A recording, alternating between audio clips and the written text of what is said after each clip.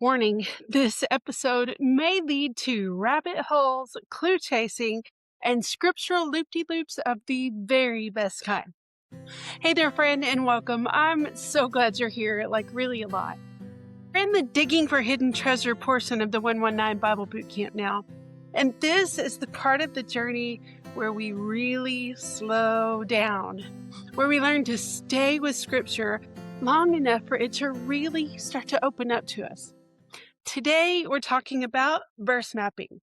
And this episode will be the what and the why part of the conversation.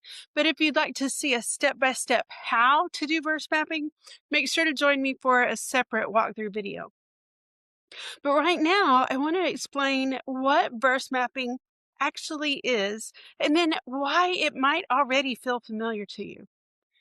But as always, there's no pressure here. There's no behind, no expectation that you'll do this perfectly or even do it the same way every time. If you're like me, you're already doing some version of verse mapping. When I first started hearing about it and then I saw what it was, I realized that that was how I was already studying scripture. Just now, somebody had given it a name. But sometimes naming things can be really helpful, and verse mapping is actually a pretty good name for it.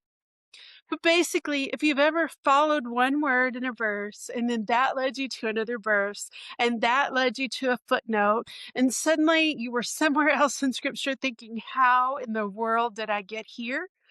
You've already been verse mapping. So before we go any further, I want to pause and say this very simply because it really does matter. Verse mapping is a way of taking one verse of scripture and laying it out on the paper so that you can see what's there. You just write the verse down, you notice the words or the phrases that stand out, you add a few supporting pieces like the definitions or context or cross-references and footnotes so that the verse becomes clearer to you. And that's it. It's not a separate special Bible, though there are some great verse mapping Bibles out there. And it's not a special journal, although they've got verse mapping journals and they can be really helpful. It's also not a big, complicated system.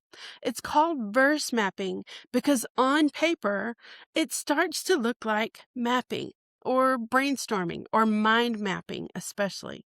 When you lay the things out visually, you can actually see the connections.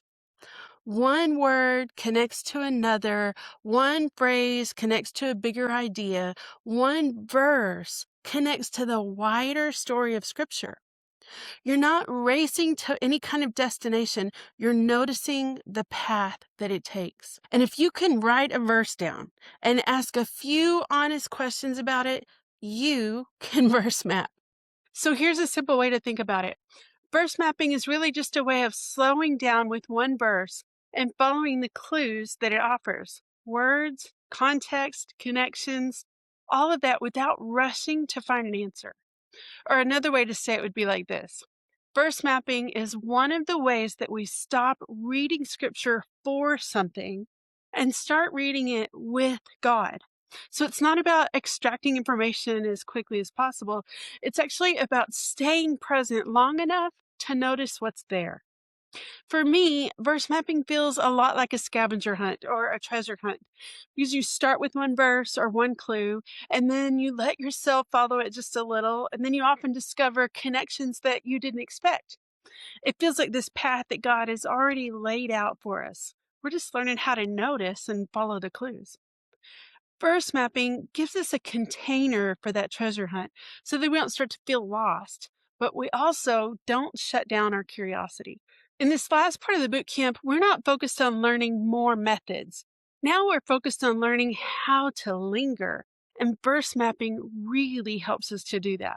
It invites us to stay with the verse instead of rushing past it, to return to it, to notice the layers that we might have missed the first time through. And it's one of the ways that Scripture moves from something that we read to something that we abide in. Early in the boot camp, we talked about all kinds of tools like word studies and topical studies, or footnotes and cross references, and commentaries and concordances, and all the things. Well, verse mapping is where all of those tools stop feeling like separate skills and they start working together. And you don't need all of them every time, but verse mapping gives you a place to bring in what's helpful when it's helpful without turning the moment into some checklist.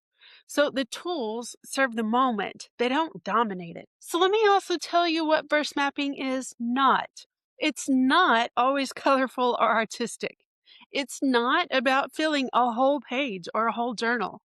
It's not about completing every step. And it's definitely not about proving that you studied deep enough. The point isn't the format. The point is following your curiosity through the verse and staying with God there. Verse mapping can be especially helpful if you want to slow down with scripture instead of rushing through it. If you want to notice those connections and questions easily, or if you've ever felt like you were doing it wrong because your reading wandered around. And then if you want a way that you can dwell in a verse without pressure. As always, there's a free printable companion for this episode, and inside it, you'll find a simple page that walks you through verse mapping in the same calm, unhurried way that we're talking about. Plus, it's a reusable template that you can come back to again and again and again. And you don't need to fill out every section. You don't need to use it perfectly. Just think of it as a place to let your curiosity land on paper when you want a little structure to support staying with a verse. And if you want to try a little bit of verse mapping this week, here's a simple invitation. Just choose one verse, just one. Spend 10 minutes with it. Follow one clue. That is more than enough. And you can find that companion in the resource hub along with the walkthrough video and all of the videos and episodes and all the things whenever you're ready. So I'll link to that down in the show notes. And in the walkthrough video, I'll actually map a verse step by step so that you can see what this looks like in real time. That's my messy notes, my side paths, my rabbit trails, and all the pauses included. And you don't have to watch it all at once. You don't have to replicate it exactly. Just come curious. And I so hope to see you there. So, friend, let's cultivate a devotional life you love, like really love, because it is possible and it's so much easier than you think. Chat soon, friend.